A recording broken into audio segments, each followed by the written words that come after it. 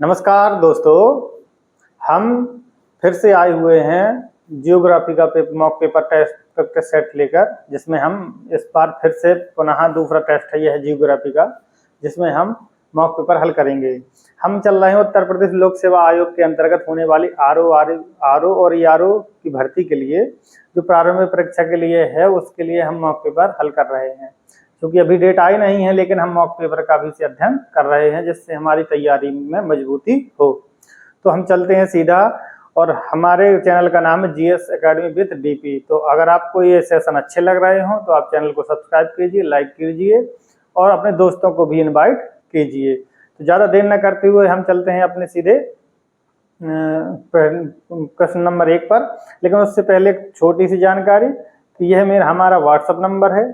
अगर आप किसी भी प्रकार की क्वेरी रखते हैं तो वह क्वेरी इस व्हाट्सअप नंबर पर सेंड कीजिए। आपकी क्वेरी जहां तक हो सके सॉल्व करने की कोशिश करेंगे, और जो भी जानकारी आपको चाहिए वो देने की कोशिश करेंगे। तो ये हमारा व्हाट्सअप नंबर है, इससे जरूर जुड़िएगा। अब हम चलते हैं सीधे प्रश्न नंबर 1 पर। सीधे प्रश्न नंबर 1, ये प्रैक्टिस सेट 2 है। हमने प्रैक्टिस सेट 1 हल कर लिया है, ये दूसरा प्रैक्टिस सेट है, जिसमें हम पहले क्वेश्चन में चल रहे हैं। पहला क्वेश्चन क्या कह रहा है, ध्यान दो। नीचे 2 कथन दिए गए हैं, उन कथनों को देखना है। क्या कह रहा है? कह रहा है कि आगरा और दार्जिलिंग एक ही अक्षांश पर स्थित हैं, ठीक है, किंतु जनवरी में आगरा का तापमान 16 डिग्री होता है और दार्जिलिंग का तापमान 4 डिग्री होता है। ये कहा गया है। कारण क्या है उसने दिया गया। ऊंचाई के साथ तापमान घटता है तथा विरल वायु के कारण मैदानी प्रदेशों की तुलना में पर्वतीय प्रदेश अधिक ठंडे होते हैं। ऊंचाई के साथ तापमान घटता है, ये तो आप जानते हैं, क्योंकि जहां भी आप क्षोभ मंडल में जाएंगे, जैसे क्षोभ मंडल में जाएंगे तो ट्रोपोस्फियर इनकी क्षोभ मंडल में जाएंगे तो क्षोभ मंडल में ऊपर जाने पर तापमान घटता है। कितना घटता है अगर आपको याद हो तो 165 मीटर ऊपर जाने पर तापमान कितना घटता है? 1 डिग्री सेल्सियस से 1 डिग्री सेंटीग्रेड तापमान हमारा क्या हो जाता है? घट जाता है 165 मीटर ऊपर जाने पर क्षोभ मंडल पर। तो ऊपर जाएंगे तापमान घटेगा। तो एक कारण तो सही है कि ऊपर जाने पर तापमान घटता है। क्या आगरा और दार्जिलिंग बहुत ऊंचाई पर स्थित है और आगरा नीचे पर स्थित है, अतः ऊंचाई पर जब मैंने तापमान घटेगा, तो ये कथन सही है। अब उसमें दिया गया है, ध्यान देना, क्या दिया गया है कि कारण बताने, कारण क्या कह रहा है वो। तो कारण में हमें देखना है कि कारण ये कह रहा है कि मैदानी प्रदेशों की तुलना में पर्वतीय प्रदेश अधिक ठंडे होते हैं। तो दोनों कथन सही है और दोनों कथन एक और दूसरे की व्याख्या भी कर रहा है। तो इसके होगा प्रश्न नंबर 1, यानी कि कारण सही है कि ऊंचाई पर तापमान घटता है, इसलिए ये भी आंसर इसका ये होगा। दोनों सही है, दोनों की व्याख्या करता है।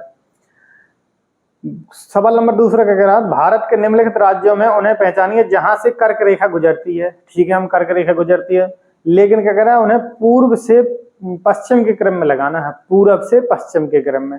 तो पूरब के पश्चिम में क्रम में लगाना है और कर्क रेखा गुजरती है। तो पहली बात ये देख लो कि भारत की कर्क रेखा किन राज्यों से होकर गुजरती है।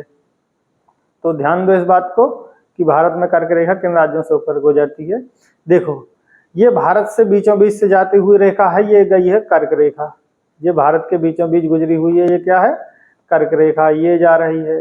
अब किन राज्यों से? गुजरात, मध्य प्रदेश, और यहीं से छोटा सा है गुजरात और मध्य प्रदेश के छोटे हिस्से में है राजस्थान, छत्तीसगढ़, झारखंड, पश्चिम बंगाल, त्रिपुरा और मिजोरम, यानी कि 8 राज्यों से। ये तो आपको जानकारी होगी कि ये 8 राज्यों से गुजरती है कर्क रेखा। तो कर्क रेखा 8 राज्यों से गुजरती है, तो देख लो जी 8 राज्यों से। लेकिन उसमें दिया गया है कि कर्क रेखा 8 राज्यों से गुजरती है, लेकिन इसमें दिया गुजरात, हाँ गुजरती है गुजरात से, ठीक है।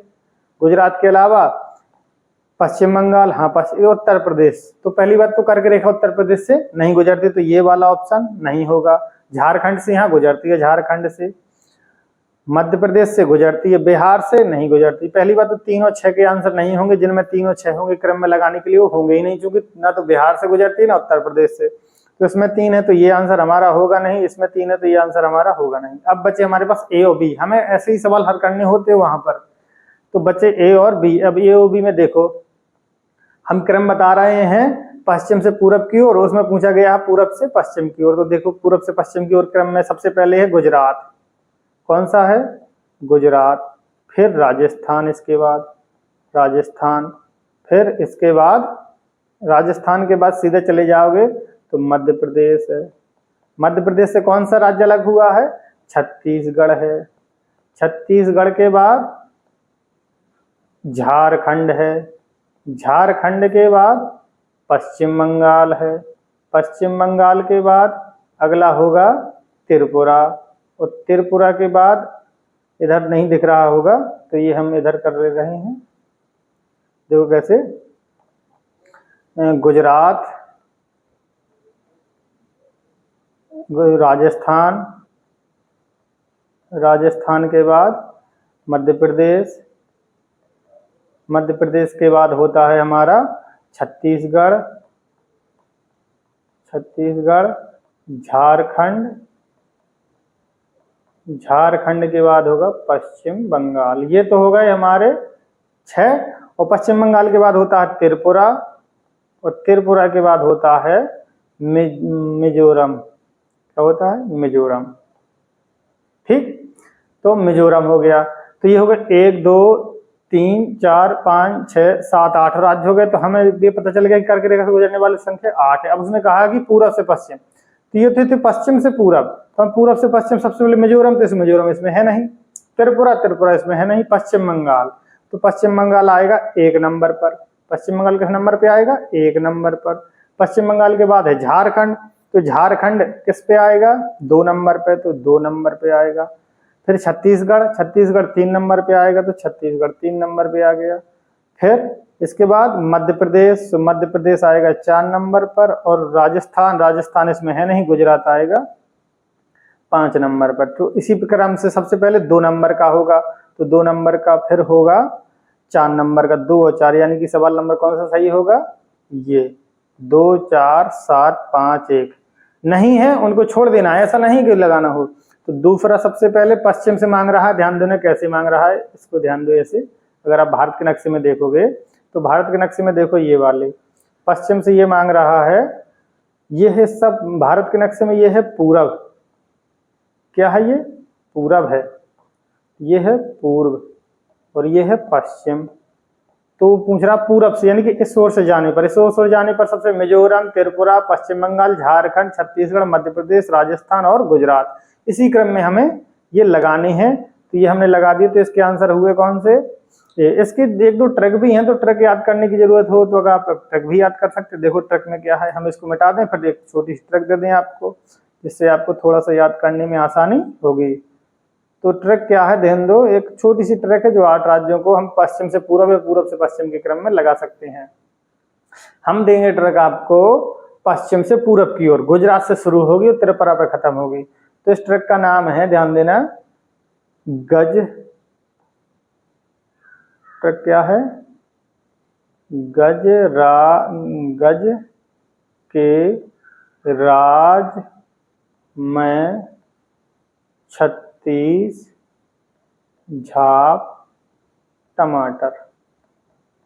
इनको कैसे होगा आंसर इनका? देखो, इनको ग से गुजरात हो जाएगा, क्रम यही होगा, गज से गुजरात, ठीक है, रा से राजस्थान हो जाएगा, और गा से गुजरात हो जाएगा, मैं से मध्य प्रदेश हो जाएगा, 36 से छत्तीसगढ़ हो जाएगा, ठीक है, झा से झारखंड हो जाएगा, और पा से पश्चिम बंगाल, क्रम यही है इसका, और टा से त्रिपुरा हो जाएगा, और मा से मिजोरम हो जाएगा, मिजोरम। लो, तो ये याद रखोगे आप ट्रिक, तब भी आपको बनी रहेगी।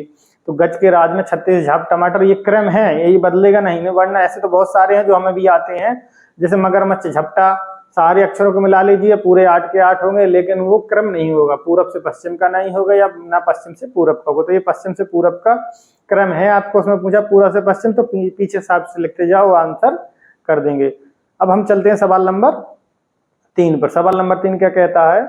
सवाल नंबर 3 कह रहा है, ध्यान दो, यदि हिमालय पर्वत श्रेणियां नहीं होती, क्या नहीं होता? हिमालय की पर्वत श्रेणियां नहीं होती, तो भारत में सर्वाधिक संभाव भौगोलिक प्रभाव क्या होते? अब भौगोलिक प्रभाव क्या होते अगर भारत में ना होती? क्या ना हो? तो भारत में हिमालय ना होता, हिमालय की श्रेणियां ना होता, तो क्या होता? ध्यान दो, देश के अधिकांश भाग में साइबेरिया में आने वाली शीत लहरों का अनुभव होता, हाँ होता, चूंकि जो साइबेरिया है, रूस का साइबेरिया है, वहां से जो ठंडी पवनें आती ध्रुवीय क्षेत्र से, वो हिमालय से अवरोध हो हिमालय उत्पन्न करता है, तो भारत में नहीं आ पाती, तो ये सही होगा।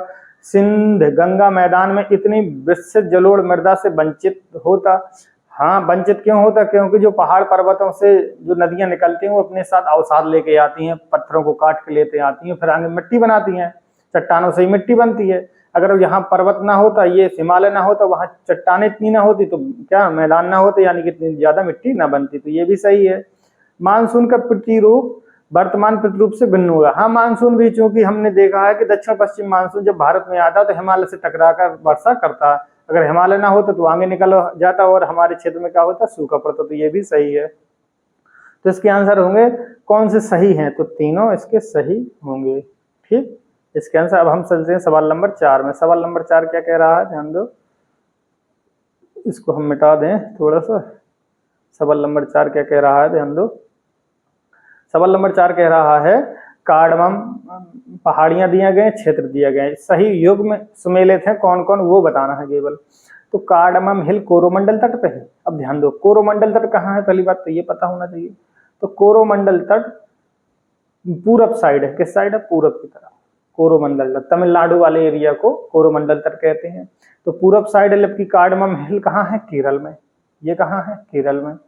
तो केरल तो पूर्व में लगा नहीं है, तो कोरोमंडल तट नहीं है, ये नहीं होगा, क्योंकि इसका अगर सही माना जाए तो ये कौन से में है, ये है कार्डमम पहाड़ियां हैं मालाबार तट पे। कुछ तट पे, मालाबार, तो केरल के पास तट है, उसको हम कहते हैं मालाबार तट, तो ये होना चाहिए, तो पहला गलत हो गया। कैमूर पहाड़ियां, कैमूर पहाड़ियां भी नहीं है, क्योंकि कैमूर पहाड़ियां कहाँ है, कैमूर पहाड़ियां बिहार में, विंध्यन श्रेणी है का अंतिम जो भाग है वो कैमूर पहाड़ियों के तहत बिहार में है। और ये कोंकण तट है, कोंकण तट महाराष्ट्र वाले एरिया में है। कहाँ पर एरिया, महाराष्ट्र वाले एरिया में है। कोंकण तट महाराष्ट्र के पास वाला एरिया है, तो ये भी नहीं होगा, क्योंकि ये कहाँ है, बिहार में। ये कहाँ है, बिहार में कैमूर, तो बिहार और महाराष्ट्र नहीं है कोई। महादेव पहाड़ियां, ध्यान दो, महादेव पहाड़ियां मध्य भारत में, महादेव पहाड़ियां सतपुड़ा की श्रेणियों में एक श्रेणी का नाम है महादेव। अगर सतपुड़ा की आप श्रेणी पढ़ी होंगी तो सतपुड़ा की श्रेणी है राजमहल श्रेणी, सतपुड़ा श्रेणी, मैकाल श्रेणी, महादेव श्रेणी। तो महादेव श्रेणी मध्य भारत में है, ये सही है, तो इसका आंसर ये वाला सही होगा कि मध्य भारत में है ये महादेव पहाड़ी, ये सही है। और मिकर पहाड़ियां पूर्वोत्तर, मिकर पूर्वोत्तर भारत में मिकर, तो ये भी सही है, असम वाले क्षेत्र में है, तो पूर्वोत्तर में, यानी कि 2 सही हैं, बाकी 1-2 गलत है। कौन से सही पूछा है, 3 और 4, 3 और 4 किसमें है, सी नंबर पे, यानी कि ये 3 नंबर के सही हुए हैं, बाकी गलत हुए हैं। कहाँ कौन है ये भी हमने आपको बता दिए बहुत अच्छे से। ठीक, अब हम चलते हैं सवाल नंबर 5 में। सवाल नंबर 5 क्या कह रहा है कि भारतीय प्रायद्वीप पठार के बारे में कौन से कथन सही हैं। हमें किसके बारे में जानता है, भारतीय प्रायद्वीप पठार के बारे में जानना है। ठीक, क्या कहला, दक्कन के पठार क्रमशः उत्तर से दक्षिण की ओर बढ़ते जाते हैं। ठीक है, सही है, क्यों बढ़ते जाते हैं बताएंगे। मालवा के पठार बिंद के कगारों से ऊंचे हैं, जो पठार के पूर्वी पार्श्व बनाते हैं। कौन सा पार्श्व बनाते हैं, पूर्वी पार्श्व। जहां गलत होने की संभावना है, हम वहां टिक इसलिए लगाते हैं क्योंकि आपको ये पता होना चाहिए, जब आप पढ़े सवाल को, गलत होने की संभावना यहाँ होती है, क्योंकि वो पूर्वी का पश्चिमी कर सकता है, पश्चिमी का पूर्वी, बढ़ते का घटते कर सकता है, घटते का बढ़ते कर सकता है। पश्चिमी सतपुड़ा नर्मदा और तापी नदियों को पृथक करता है। और छोटा नागपुर का पठार आद्य महाकल्पी ग्रेनाइट और नाइस की चट्टानों के प्रकृति स्थिर यानी कि बना हुआ है, तो ये सही है। नर्मदा और ताप्ती नदियों, देखो नर्मदा नदी और तापी नदियों के बीच में ही सतपुड़ा श्रेणी है, ये वाली सतपुड़ा श्रेणी है इधर से। तो नर्मदा और तापी नदियों को पृथक करता है कौन सी, सतपुड़ा श्रेणी। ये है नर्मदा और ये है तापी, ये है सतपुड़ा श्रेणी। ठीक, तो ये अलग करता है, तो ये सही है, तो ये वाला भी सही हो गया। अब ये पूर्वी पश्चिमी भाग वाला देख लेते हैं क्या है इसमें, पूर्वी पश्चिमी में। मालवा का पठार बिंद के कगारों से ऊंचे। पहली बात तो बताओ, पठार और बिंद के पहाड़, ठीक है, बिंद के कगारों से ऊंचे हैं। बिंद श्रेणी है जो पहाड़ में है और मालवा पठार में। तो पहली बात तो यही है कि पठार कोशिश भर पर्वत से ऊंचा नहीं हो सकता। लेकिन गलत कहाँ, ये याद रखना, गलत कहाँ है, हम अभी बता रहे हैं गलत स्थिति कहाँ की है। ये भारत का मैप है, ध्यान दो। ठीक, अगर हम प्रायद्वीप पठार की बात करें, प्रायद्वीप कहाँ है, तो प्रायद्वीप हिस्सा, ये वाला हिस्सा प्रायद्वीप का है। ये वाला हिस्सा किसका है, प्रायद्वीप वाला है। ठीक, ऐसे ऐसे जाके ऐसे मिल जाता है। ठीक, ये वाला अगर ना दिख रहा हो तो हम नीले से कर दें थोड़ा सा, तो शायद समझ में आ जाए आपको। ठीक, ये वाला हिस्सा प्रायद्वीप है। मालवा का पठार इधर इस एरिया में है, मध्य प्रदेश के एरिया में, और ये महाराष्ट्र वाले एरिया में, ये है मालवा का पठार। मिलने श्रेणी। अब बताओ क्या यह पूर्व में है या पश्चिम में है, पहली बात तो ये बताओ प्रायद्वीप पठार के। तो ये प्रायद्वीप पठार का मानोगे तो ये पूरब वाला हिस्सा होगा और ये पश्चिम वाला हिस्सा होगा। तो ये पूरब में है या पश्चिम में, पश्चिम में, तो ये पूरब नहीं है, पश्चिम पास बनाता है, तो ये हो गया गलत, गलत हो गया ये। ठीक है, तो अब देखते हैं क्या स्थिति बनती है। तो ये गलत हो गया। अब हम ध्यान दो, अब उसमें क्या सही उत्तर पहचानना है, कोर्ट में सही उत्तर पहचानना, तो सही उत्तर पहचान लीजिए, तो सिंपल सी बात है, हमें सही उत्तर। तो 2 नंबर का गलत है, 2 वाले हटा दो, ये हो नहीं सकता, ये हो नहीं सकता। अब बचे 1 2 3 4, 1 3 4, यानी कि बी नंबर का सही आंसर होगा। ओके, अब हम सवाल नंबर 6 पे चलते। सवाल नंबर 6 क्या है, हिमालय नदियों के संदर्भ में निम्नलिखित कथनों पर विचार कीजिए। हमें हिमालय की नदियों के बारे में जानकारी चाहिए। वे सामान्यतः, वे का मतलब नदियां, हिमालय की नदियां सामान्यतः नति दिशा के विपरीत प्रवाहित होती हैं। अब नति दिशा समझना चाहिए। नति माने होता है झुकाव, यानी कि जहां पर झुकाव हो, जिस दिशा की ओर झुकाव हो, नदियां उस झुकाव की ओर न बह के उसके विपरीत दिशा में बहती हैं। ऐसा नहीं होता, क्योंकि जहां जिस ओर झुकाव होता है नदियां उसी ओर बहती हैं। तो ये तो गलत है। ये पर्वत श्रेणियों के आर पार काटकर अपना मार्ग बनाती हैं, ये सही है। पर्वत श्रेणियों काटकर ये मार्ग बनाती है। तो इसके कौन से उपयुक्त कथनों में से कौन से इंगित करता है कि वे नदियां हिमालय भू आकृतियों की पुरानी हैं? तो केवल 2। कौन सी? केवल 2। पुरानी नदियां ही काट काट के गार्ज का निर्माण करती हैं, कैनियन बनाती हैं, महाखड्ड बनाती हैं, आपने देखा होगा। ना हो तो हमारी जो क्लासेस चल रही हैं उसके अनुसार आप देख सकते हैं, जो हम पढ़ा रहे हैं उसमें सब कुछ जानकारी इसमें मिल जाएगी। एक बार क्लास देख के अगर ये हल करेंगे तो बहुत ही सरलता से ये हल हो जाएगा। ठीक है, सवाल नंबर 7 पे चलते हैं।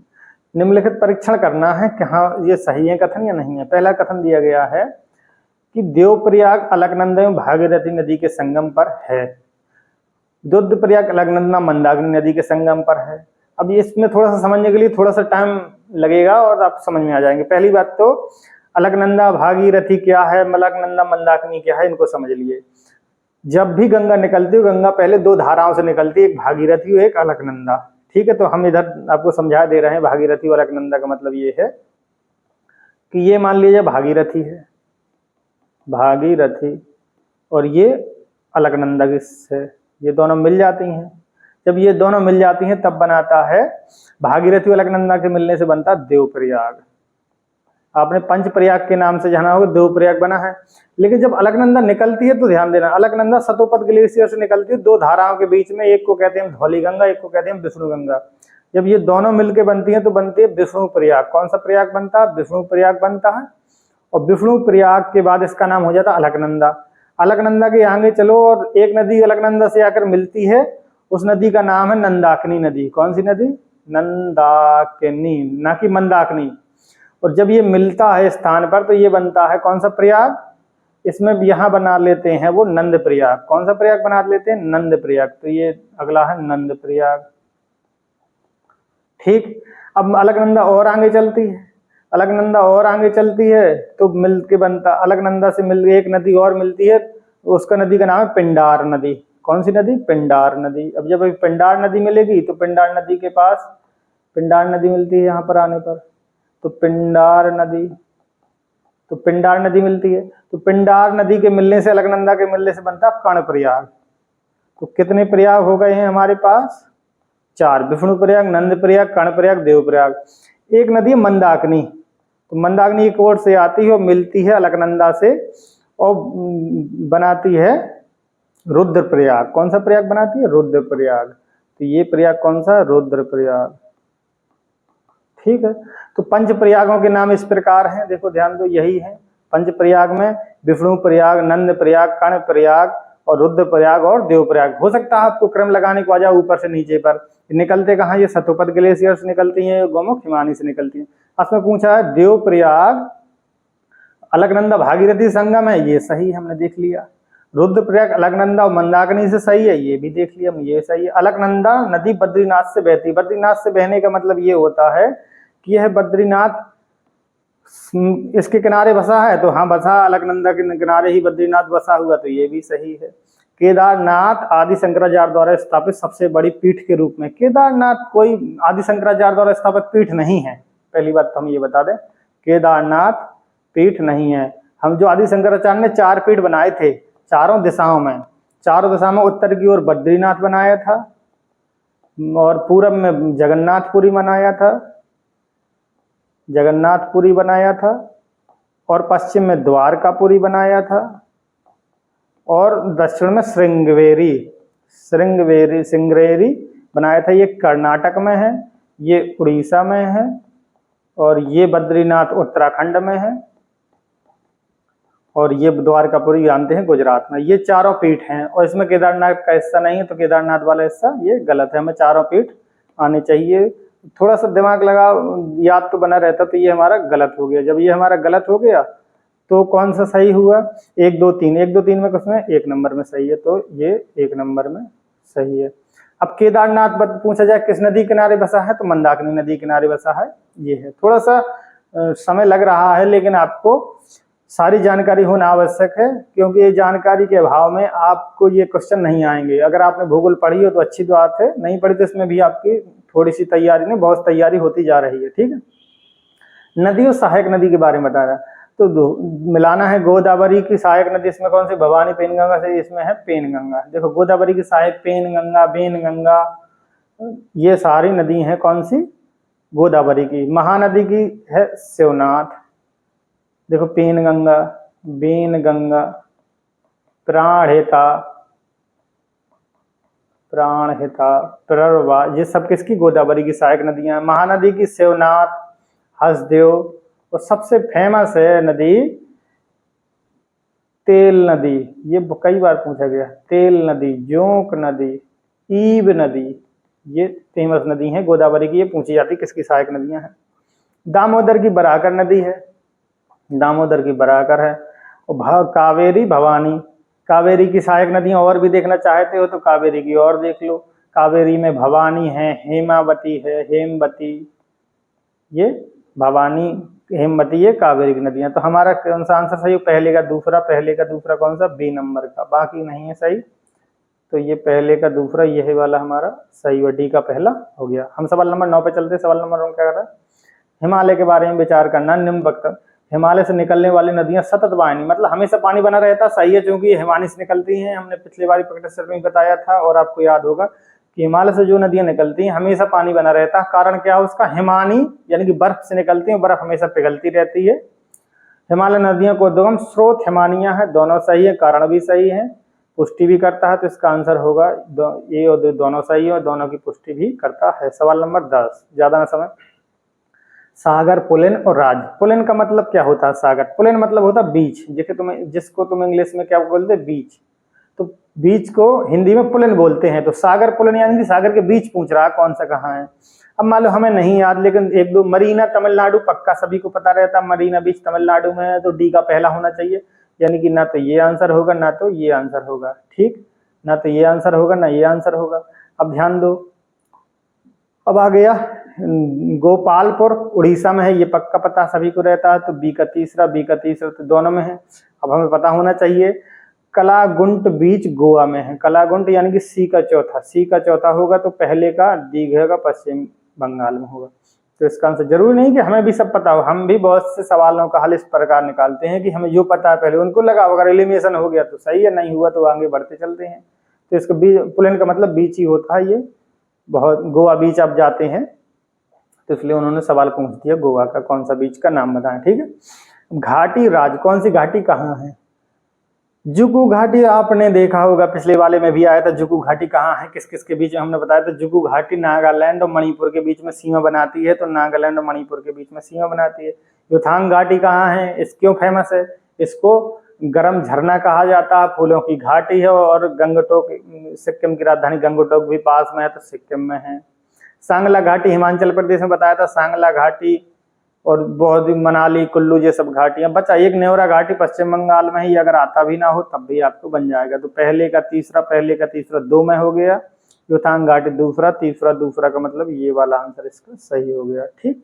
तो आगे बढ़े 11 नंबर का सवाल नंबर चलते हैं 12 नंबर पे। 12 नंबर क्या कह रहा है, निम्न दर्रों को पश्चिम से पूर्व की क्रम में लगाना है, पश्चिम से पूर्व की क्रम में।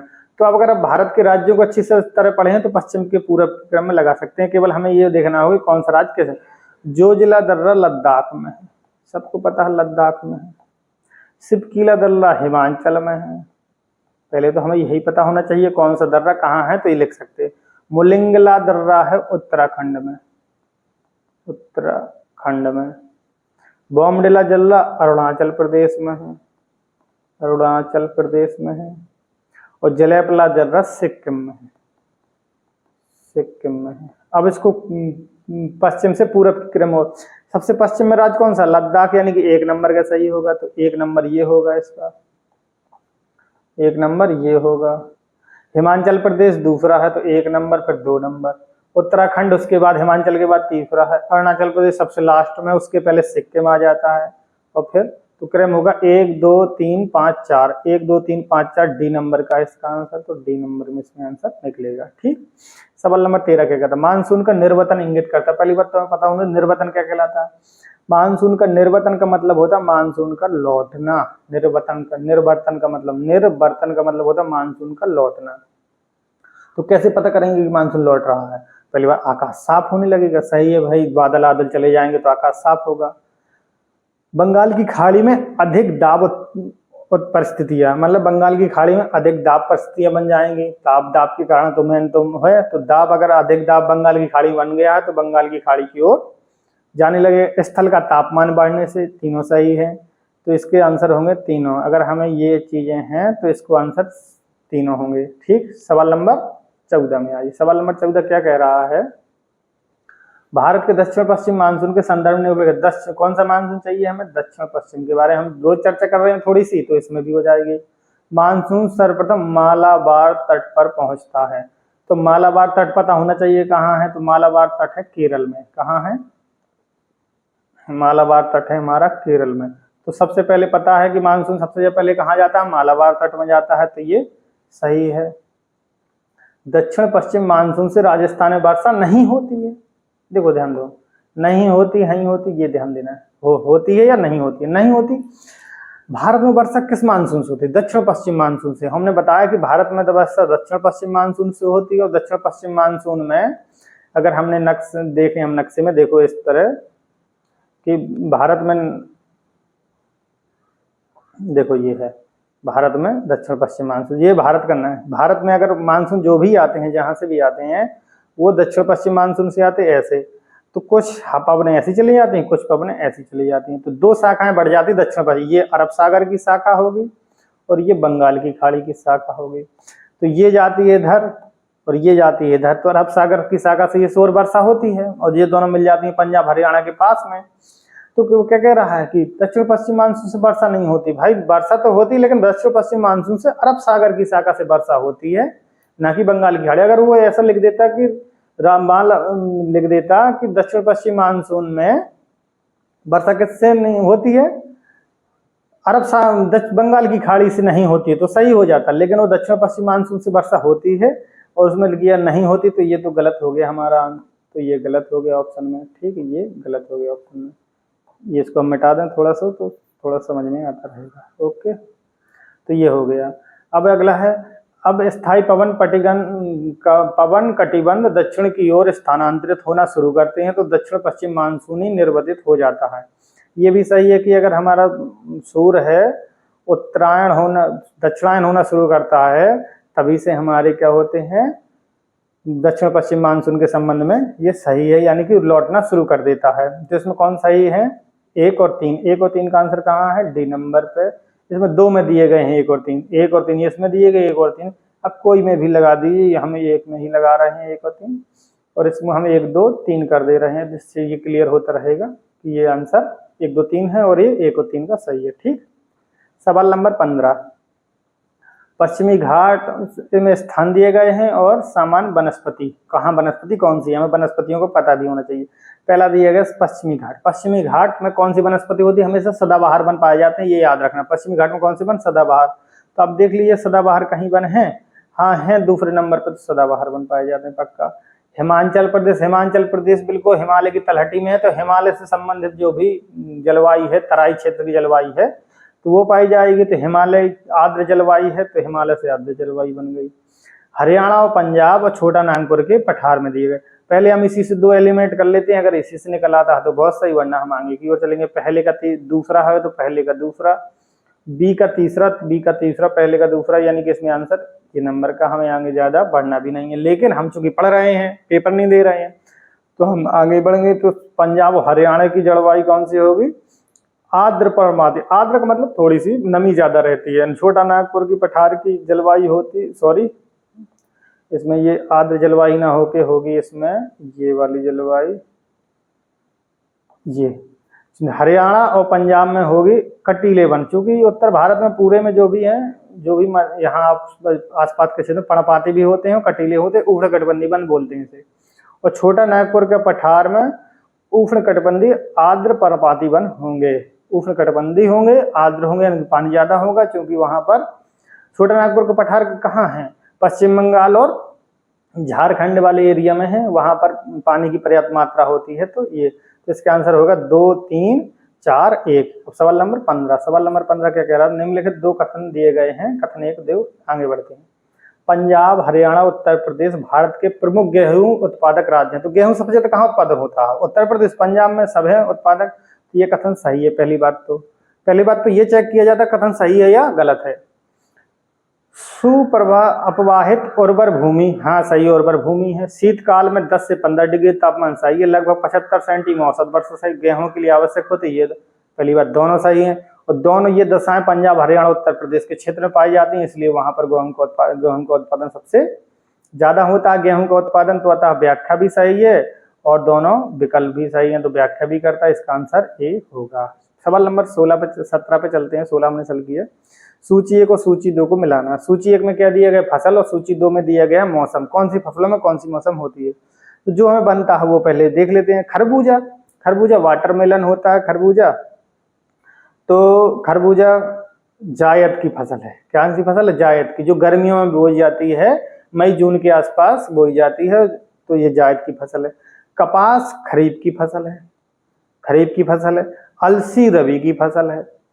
अब बचा कौन सा? सूरजमुखी बचाई जाती है। सभी सूरजमुखी हम तुम कभी भी उगा सकते हैं।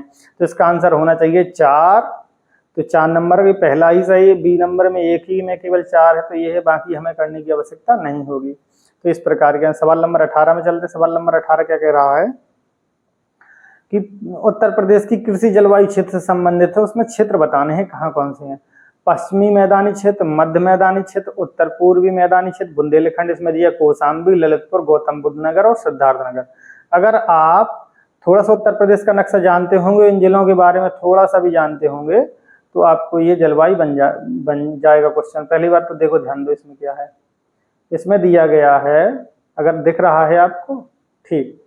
सबसे पहले दिया गया पश्चिम। पहले तो हम दिशाएं याद रख लो कि ये दिशा कौन कौन सी हैं, ठीक है।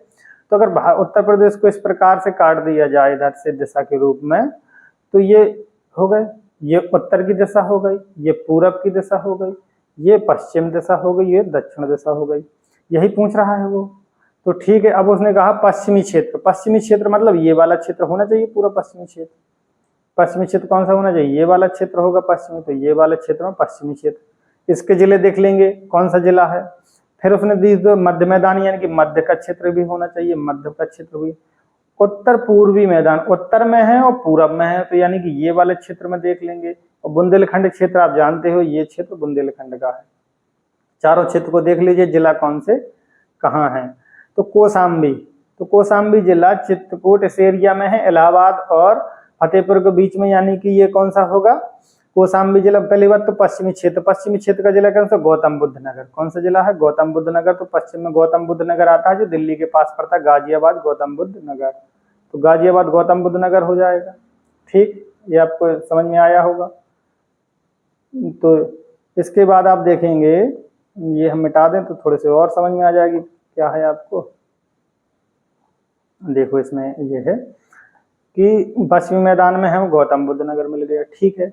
मध्य में मैदान में मिल गया, मध्यवर्ती क्षेत्र में कौन सा हो गया? मध्यवर्ती क्षेत्र में कौशाम्बी हो गया। उत्तर पूर्वी मैदान में सिद्धार्थनगर, गोरखपुर के आसपास, बुंदेलखंड क्षेत्र में ललितपुर हो गया। अब इसको मिलाओ, इसको आप मिलाओगे तो देखो क्या है, पहले का हो जाएगा तीसरा, तो पहले का तीसरा एक ही में दिया गया है तो पहले का तीसरा हमें एक ही में लगाना है और आगे बढ़ जाना है। ठीक, अब सवाल नंबर 19 क्या कह रहा है, कृषि का नाम और राज्य। तो कृषि का नाम कौन सा सुमेलित नहीं है, पूछा, ध्यान दो, नहीं है। पोंडुड़ेसा सही है। मासा मध्य प्रदेश में पाई जाती है, तो ये गलत है। और इसके बाद देखो, ध्यान दो, पूनम केरल में पाई जाती है। झुमखती असम का मतलब असमीय यहाँ पाई जाती है। तो ध्यान दो, ये इसका आंसर सही कौन होगा, पहली बात तो सही होगा, क्योंकि उसने गलत ही पूछा तो गलत ही हमारा सही होगा, आंसर इसका होगा ये। अब मासा कहाँ पाई जाती है ये भी दिखाना है हमें, तो मासा पाई जाती है मध्य प्रदेश में, ना कि हिमाचल प्रदेश में। ठीक, आपको हिमाचल प्रदेश में नहीं पाई जाती, मध्य प्रदेश में पाई जाती। सवाल नंबर 20, सवाल नंबर 20 का कह रहा है, कौन सा योग में सम्मिलित नहीं है, याद रखना नहीं है वाला है, नहीं वाले पे विशेष ध्यान दिया करो, क्योंकि बेंकानूर रूस, कोरू फ्रेंच गोने, बोदो बदूर इंडोनेशिया, कॉन्स दिया गया फ्रांस, इसमें प्रसिद्ध स्थान है। पहली बार तो स्थान देख लो फिर देखेंगे। कॉन्स फिल्म फेस्टिवल आपने नाम सुने होंगे, कांस फिल्म फेस्टिवल होते हैं, तो कांस फ्रांस में है, ये फिल्म उद्योग के लिए फेमस है। ये किसके लिए, फिल्म उद्योग के लिए फेमस है, या फिल्म के लिए, पुरस्कार के लिए फेमस है। ठीक, तो ये तो सही है। बोरोबदूर इंडोनेशिया का मंदिर है, बहुत अच्छा बुद्धिस्ट मंदिर है बोरोबदूर का इंडोनेशिया में, तो ये भी सही है, ये बुद्धिस्ट मंदिर है। बोरोबदूर में बुद्धिस्ट मंदिर है, कौन सा मंदिर है, बुद्धिस्ट मंदिर है, ये याद रखना, बुद्धिस्ट मंदिर है। तो बुद्धिस्ट मंदिर को हम इस प्रकार लिखते हैं, बौद्ध मंदिर है। कौन सा मंदिर है ये, बौद्ध मंदिर है, फेमस के लिए। कोरू फ्रेंच गुयाना में ये सैटेलाइट लॉन्चिंग के लिए है, ये भी सही है। बेकानूर ये रूस में नहीं है, ये रूस में नहीं है, तो कहाँ है, ये है हमारा कजाकिस्तान में, कजाकिस्तान। ठीक है, क्योंकि रूस और कजाकिस्तान पहले एक अलग थे, जब रसिया का विघटन हुआ तो कजाकिस्तान में, तो ये वाला नहीं है, तो यही पूछ रहा है हमें कौन सा सही है, तो ये वाला हमारा गलत है, बाकी सब सही है। कौन सा फेमस है, बेकानूर क्यों फेमस है ये भी देख लो, तो बेकानूर हमारा सैटेलाइट लॉन्चिंग के लिए है, सैटेलाइट। अब सवाल नंबर 21 में चलते, सवाल नंबर 21 क्या कह रहा है, देश और राजधानी मिलानी है, तो देश और राजधानी हम मिलाएंगे कैसे, ध्यान दो। ऑस्ट्रिया की राजधानी वियना, स्लोवाकिया की राजधानी हमने पिछले उसमें पढ़ी ब्रातिस्लावा, इसी को देख लें पहले। 4 और 3 किसी में आ रहा है, इसी में आ रहा है, तो 4 3 1 2 ये वाला सही है। क्रोएशिया की राजधानी जेग्रेब होता है, स्लोवानिया की राजधानी लिब्जुजान होता है, लिब्जुजाना। ठीक है, तो ये हो गया सवाल नंबर 21। सवाल नंबर 22 में चलते हैं। 22 क्या कह रहा है, जलप्रपात है, यहाँ पर कुछ स्थान दिए गए हैं, क्या मिलाना, नियाग्रा जलप्रपात न्यूयॉर्क अमेरिका में है। ठीक है, हजारों झीलों की भूमि किसे कहते हैं, हम फिनलैंड को कहते हैं। Very good. एफिल टावर कहाँ है, एफिल टावर है पेरिस में। एफिल टावर कहाँ है, पेरिस में, तो एफिल टावर पेरिस में हो गया। और विश्व की छत किसे कहते हैं, विश्व की छत कहते हैं पामीर के पठार को। अब देखो आंसर, नियाग्रा 4, फिर इसके बाद 3, फिर इसके बाद 2 1 4 3 2 1, ये वाला इसका आंसर सही होगा। ओके, सवाल नंबर हम 23 पे चलते हैं। सवाल नंबर 23 क्या कह रहा है, सवाल नंबर 23 कह रहा है, सूची 1 और सूची 2 को मिलाना है। सूची 1 में कुछ पर्वत दिए गए हैं और सूची 1 को मिलाना है। पर्वत क्या है, किलिमंजारो पर्वत। कौन सा पर्वत है, किलिमंजारो पर्वत। किलिमंजारो पर्वत है तंजानिया में। माउंट टूपकल पर्वत, माउंट टूपकल है मोरक्को में, एटलस की सबसे ऊंची चोटी है माउंट टूपकल, मोरक्को में है। स्टैनली पर्वत युगांडा में है, और हॉगर पर्वत अल्जीरिया में। इन पर्वतों को थोड़ा सा याद करना है, इसकी ऊंची चोटियां दी गई हैं, तंजानिया की ऊंची टूपकल। तो आंसर पहले का तीसरा, चौथा और पहला दूसरा, तीसरा चौथा पहला दूसरा, इसका आंसर होगा बी। इसका कौन सा होगा, बी। ठीक है, सी नंबर का पहला, सॉरी इसमें थोड़ी सी मिलाने में गलू, देखो ध्यान दो, इसका हो गया तीसरा और दूसरे का हो गया पहला, 3 1, और स्टैनली का 4 और 2, 3 1 4 2, 3 1 4 2, इसका आंसर होगा डी। इसका आंसर कौन सा होगा, डी। ठीक है, सवाल नंबर 23 के हो गया। 23 के बाद हम चलते हैं सवाल नंबर 24 पे। 24 का कह रहा है, सवाल नंबर 24 कह रहा है, सूची 1 और सूची 2 को मिलाना। सूची 1 सूची 2 क्या है, पर्वत है और प्रकार है, कौन से पर्वत किस प्रकार के होते हैं ये मिलाना क्या। ठीक है, तो एंडीज पर्वत सबको जानता है, नवीन पर्वत है, नवीन बलित पर्वत है। बलित पर्वत का मतलब बलन पड़ा हुआ है, यानी कि नवीन मोड़दार पर्वत है। हिमालय के साथ ही कहते हैं इसकी उत्पत्ति हुई है, जैसे इस प्रकार हिमालय बना इसी प्रकार एंडीज बना है। अल्पेशियन पर्वत है, पुरातन है, बहुत पुराना पर्वत है अल्पेशियन पर्वत, और ये कहाँ है? अमेरिका में है। विसुवियस एक ज्वालामुखी है, ये सबको पता है, विसुवियस ज्वालामुखी पर्वत है। और कैटलिस्ट अवशिष्ट पर्वत है, ये है। तो एंडीज पर्वत कहाँ है? एंडीज पर्वत दक्षिणी अमेरिका की सबसे लंबी श्रृंखला में है, ये तो विश्व की सबसे लंबी श्रृंखला भी है पर्वतों की। अल्पेशियन पर्वत ये दक्षिण अमेरिका के में है, कोई देश नहीं है, ये महाद्वीप दक्षिण अमेरिका में बहुत बड़ी। अल्पेशियन पर्वत भी उत्तरी अमेरिका में है, ये उत्तरी अमेरिका में है, उत्तरी अमेरिका में है, ठीक है, ध्यान दो।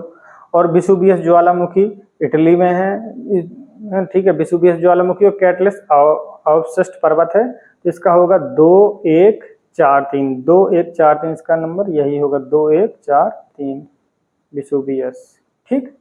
अभी ध्यान दो, सवाल नंबर 25। सवाल नंबर 25 क्या कहता है? ज्वालामुखी और देश, कौन सा ज्वालामुखी किस देश में है?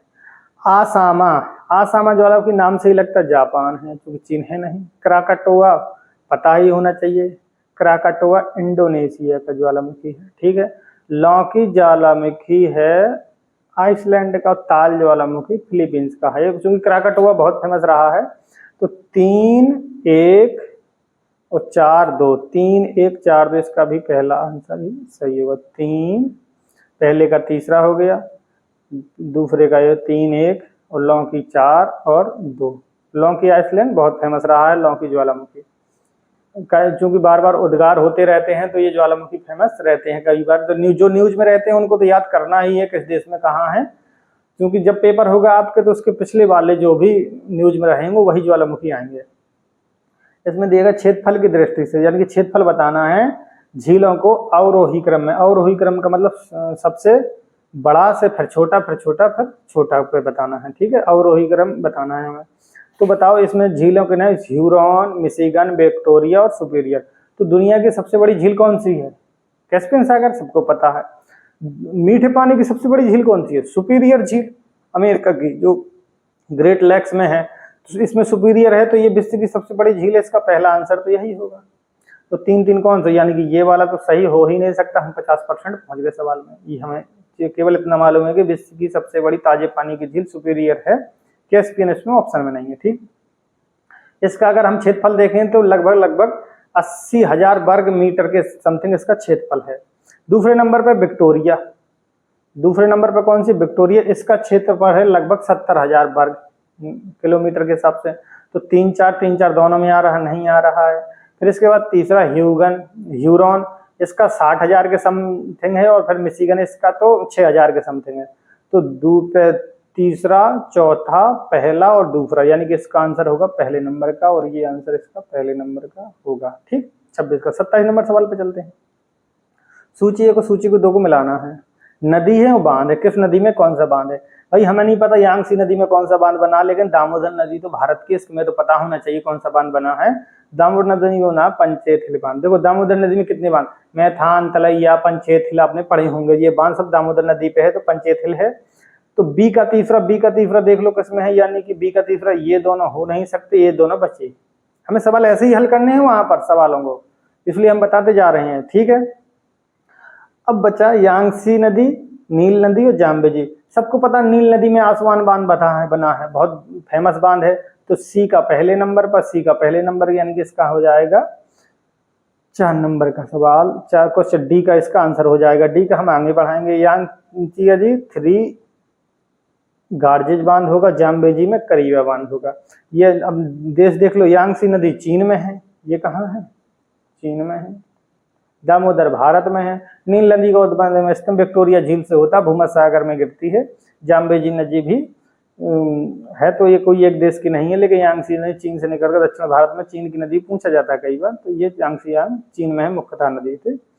सवाल नंबर 28, सागर और सागर से लगा देश बता रहे हैं आप, ठीक है। तो एड्रियाटिक सागर से अल्बानिया लगा हुआ है, ये सही है। अगर आप विश्व का नक्शा देखेंगे तो एड्रियाटिक सागर से, क्योंकि अगर आप देखेंगे ये इटली है ऐसा, और इधर से जो ऐसे देश हैं, इधर ये एड्रियाटिक सागर, ठीक।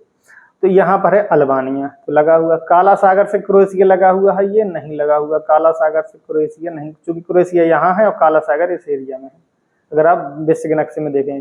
कैस्पियन सागर से कजाकिस्तान लगा हुआ है, सही है, लगा हुआ। भूमध्य सागर से मोरक्को लगा हुआ है, लगा हुआ है। और लेकिन लाल सागर से सीरिया लगा हुआ, नहीं लगा हुआ। लाल सागर है मिस्र के आसपास, सीरिया है ऊपर, तो ये नहीं लगा। तो उसमें पूछा क्या है ये देखना है हमें, क्योंकि अगर आप नक्शे में देखेंगे तो ये बहुत अच्छे बन जाएंगे। लेकिन ठीक है, तो नक्शे में ध्यान देना एड्रियाटिक सागर कहाँ है। हमने जो क्लास पढ़ाई है तुम्हें, उसमें देख लीजिए सारे सागर से लगे हुए देश बताए हुए हैं, सागर कहाँ कौन से, ये सब बताए हुए हैं। तो सागर तो 1, 3 और 4 सही हैं। इसमें सही पूछ रहा तो 1, 3, 4 यानी कि बी नंबर का आंसर इसका सही होगा। बी नंबर का आंसर इसका क्या होगा, सही होगा। ठीक। सवाल नंबर 29, सवाल नंबर 29 का कह रहा है भारत में जैविक कृषि के संबंध में बताना है। हमें बता दिए कि बहुत सी चीजें आपको थोड़ा सा ध्यान देने से बन जाएंगी। हमें नहीं इतना पता जैविक कृषि के बारे में संदर्भ में, लेकिन हम देखो क्या गलती कहाँ हो सकती है हम अंदाज लगा रहे हैं। जैविक उत्पादन के लिए राष्ट्रीय कार्यक्रम, राष्ट्रीय NPOP, national programme of organic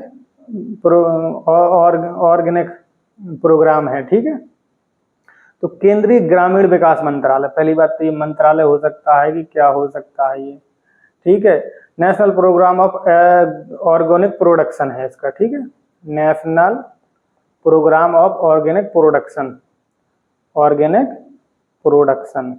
ठीक, तो ये NPOP बता रहा है कि प्रोग्राम है ये जो ऑर्गेनिक प्रोडक्शन की जैविक खेती के लिए जो उत्पादन दिया। अब इसमें होता है कि केंद्रीय ग्रामीण विकास मंत्रालय के तहत है, तो ध्यान देना ये किस मंत्रालय के तहत, ये वाणिज्य मंत्रालय के अंतर्गत आता है, ना कि केंद्रीय ग्रामीण। तो पहला केवल यहाँ गलत हो गया। बाकी हमें हम बता रहे हैं कहाँ गलती हो सकती है, तो आप वहीं जब भी आप हल करेंगे देखेंगे कि ये मंत्रालय हो सकता है, नहीं तो ये नहीं मंत्रालय है। NPOP क्रमांकन के लिए कृषि और प्रसंस्कृत खाद्य उत्पाद निर्यात विकास प्राधिकरण अपेडा सचिवालय के रूप में काम करता है, सही है। अपेडा सचिवालय, अपेडा की स्थापना 1985 में हुई थी। ठीक है, तो ये अपेडा सचिवालय के रूप में कार्य करता है, ये सही है।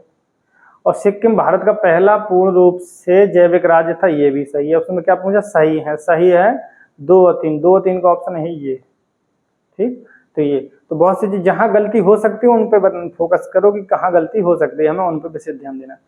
कथन है एक वायु में पारिस्थितिकी तंत्र होता है, कथन पहले तो चेक करना सही है, तो पहला सही है। इसमें एक प्रदेश के जैव अजैव दोनों सम्मिलित किए जाते हैं, सही है। दोनों सम्मिलित किए जाते हैं, वायु पारिस्थितिक जैव अजैव मिलकर ही तो पारिस्थितिक तंत्र बनाते हैं, यानी कि दोनों सही है। और इसकी व्याख्या भी करता है। सवाल नंबर 31, सवाल नंबर 31 का कह रहा है जैवमंडल और अवस्थिति, कौन सा जैवमंडल कहाँ है ये देखना है। नौकरेक पहाड़ियां आप जानते हैं, मेघालय में नौकरेक जैवमंडल भी है। मानस असम में है। दिहांग और दिबांग नदियां भी हैं और जैवमंडल भी है अरुणाचल प्रदेश में। अगस्थमलाई केरल में है। इसको मिला दीजिए। नौकरेक पहले का तीसरा केवल एक में है, तो इसका आंसर यही होगा। बाकी हमें मिलाने की आवश्यकता नहीं थी, केवल एक मिला के आंसर देख लेते तब भी हम निकल जाते, क्योंकि जब पेपर दिया जाता है तो उसमें हमें समय की बचत सबसे इम्पोर्टेंट चीज है। जितना हम समय की बचत कर पाए हम उतना ज्यादा सवाल अटेम्प्ट करेंगे, उतने ज्यादा सवाल। क्योंकि हम अगर हमारे पास समय नहीं है और सवाल ज्यादा है तो हम फिर क्या करते हैं, हड़बड़ाने लगते हैं, हमारी हार्ट बीट बढ़ जाती है, जिससे हम सवालों को छोड़ देते हैं, सवालों को आते हुए भी गलत कर देते हैं, जिसे हम कहते हैं ह्यूमन एरर या याद नहीं आया बोलते हो, तो वही चीज है। तो हमें समय को मैनेज करते हुए चलना है। तो चूंकि हम इधर बता रहे हैं सब चीजें, तो हम सारी चीजें बता रहे हैं, लेकिन अगर ना होता तो पहले देखते निकल जाते हैं। ठीक है, अगले कथन, एक कथन दो को सवाल नंबर बताए। भोजन जालों में विविधता वृद्धि पारिस्थितिकी तंत्र की स्थिरता को बढ़ावा देती। भोजन जाल का मतलब होता है खाद्य जाल।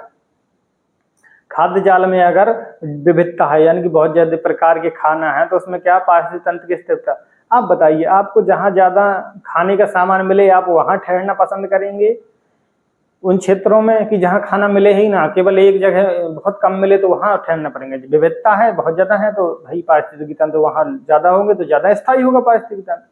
तो पहला तो सही है। कारण वह पारिस्थितिक तंत्र की समुत्थान शक्ति को बढ़ाता है। जहां ज्यादा जाल विविधता होगी वहां बायोडाइवर्सिटी भी बढ़ जाएगी। बायोडाइवर्सिटी बढ़ेगी तो यानी कि उनमें समुत्थान शक्ति भी होगी। दोनों सही और दोनों क्या करते हैं, व्याख्या भी कर रहे हैं। सवाल नंबर 33 पे चलते हैं।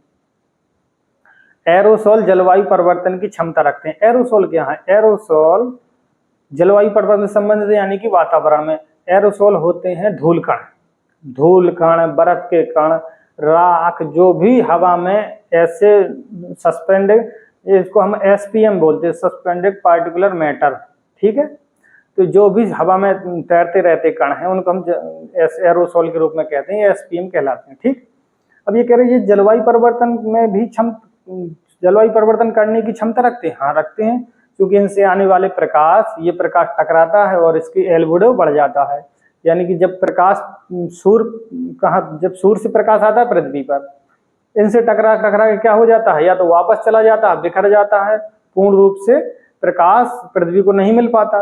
अब याद रखो जहां पर भी एरोसोल, अभी कभी कभी आपने सुना होगा कि आप देखेंगे इंडोनेशिया में ज्वालामुखी का उद्गार हुआ, जिससे राख कई दिनों तक हवा में तैरती रही, जिससे क्या सूर्य का प्रकाश पृथ्वी तक नहीं पहुंच पाता। जब पृथ्वी तक नहीं पहुंच पाता तो पृथ्वी का तापमान क्या हो जाता है, घट जाता है, जिससे ये ग्लोबल कूलिंग की घटना होती है, ग्लोबल कूलिंग की घटना। यानी कि जब पृथ्वी सामान्य ताप से अगर नीचे चली जाए तो ग्लोबल कूलिंग की हो, ना हमारे लिए ग्लोबल कूलिंग अच्छी है, ना हमारे लिए ग्लोबल वार्मिंग अच्छी है। ना तो पृथ्वी का तापमान सामान्य ताप से ज्यादा होना चाहिए, ना ही पृथ्वी का तापमान सामान्य ताप से कम होना चाहिए। तो ग्लोबल कूलिंग की घटना बढ़ाते हैं ये हैं एरोसोल। लघु तरंगों और तरंगों से अन्योन्य क्रिया करते हैं, दोनों सही है, और दोनों सहियों से स्पष्टीकरण की व्याख्या करते हैं, क्योंकि यह जलवायु परिवर्तन कर सकते हैं। तो ये जलवायु परिवर्तन कर सकते हैं। अब सवाल नंबर 34, सवाल नंबर 34 क्या कह रहा है, निम्नलिखित कृषि पद्धतियों पर विचार कीजिए। समुच्च बांध, अनुपद सस्यन, सस्यन का मतलब फसल ही होता है, शून्य जुताई, जीरो टिल। कह रहा है वैश्विक जलवायु परिवर्तन के संदर्भ में, वैश्विक जलवायु परिवर्तन के संदर्भ में उपयुक्त में से कौन सा से मृदा में कार्बन प्रच्छादन या संग्रहण के में सहायक है। अब इसमें ऐसी कौन सी विधि है जो कृषि की, जो कार्बन के संग्रहण यानी कि कार्बन का स्टॉक कर सकती हैं। तो समुच्च बांध में स्टॉक कर सकते हैं, अनुपात सस्यन में स्टॉक कर सकते हैं, शून्य जुताई में। हम शून्य जुताई को थोड़ा सा बताना, अगर हम जब भी आप खेतों की जुताई करते हैं तो खेतों से मिट्टी को क्या तोड़ते हैं। जब खेतों से मिट्टी को तोड़ते हैं तो खेतों की मिट्टी के अंदर जो कार्बन संग्रहण रहता है वो टूट के कहाँ निकल जाता है, वायुमंडल में निकल जाता है, वातावरण में चला जाता है। अगर हम खेतों की मिट्टी में जुताई ना करें तो क्या होगा, कार्बन वहीं पर बना रहेगा। तो ये तीनों सही हैं, तो इसके आंसर होंगे 1, 2 और 3। सवाल नंबर, ये हमारे सेशन का अंतिम सवाल है, 5वां नंबर। देखें 5 क्या है। सवाल नंबर 5 क्या है, देखो सूची 2 को मिलाना है, क्रायो प्रिजर्वेशन। यहाँ पर एक शब्द याद रखना, जहां भी शब्द क्रायो आ जाए तो समझ लेना बहुत ही निम्न ताप की चीज काम हो रहा है, वो बता रहा है निम्न ताप पर। तो इसमें देख लो क्रायो का यहीं से आंसर निकल आएगा, बहुत ही कम ताप पर 3 नंबर पर दिया गया है। तो बस हमें आगे देखना नहीं कि बहुत ही कम ताप पर भंडारण कर सकते हैं, क्रायो प्रिजर्वेशन कर सकते हैं। भूकंप में अगर आपने पढ़ा होगा तो भूकंप को अधिकेंद्र भी कहते हैं। भूकंप में एक अधिकेंद्र होता है जहां पर भूकंप सबसे पहले प्राप्त जानकारी मिलती है। जैवमंडल क्या कहलाता है, लेकिन रेड डाटा बुक पता है, अगर जैवमंडल नहीं है पता क्या कहते हैं, लेकिन रेड डाटा बुक है कि एक ऐसी किताब है जिसमें ऐसे जीवों को लिखा जाता है जिनकी जाति प्रजाति को संकट है, समाप्त होने के लिए संकट है, तो इसे हम रेड डाटा बुक कहते हैं। और बचा एक जैवमंडल को एक, अब मिला लो, पहले का हो गया तीसरा, तो पहले का तीसरा एक ही में है, हमें ज्यादा मिलाने की आवश्यकता भी नहीं थी। और 3, 4, 1, 2 ये हमारे हो गए हैं पूरे 35 सवाल। हम एक सेशन में 35 सवाल करते हैं, जिसमें हमारे भूगोल और पर्यावरण के संबंधित सवाल होते हैं। अगर आपको ये सेशन अच्छा लगा हो तो लाइक एंड सब्सक्राइब करें, और ऐसे ही सेशन प्राप्त करने के लिए हमें कमेंट करके लिखें। धन्यवाद।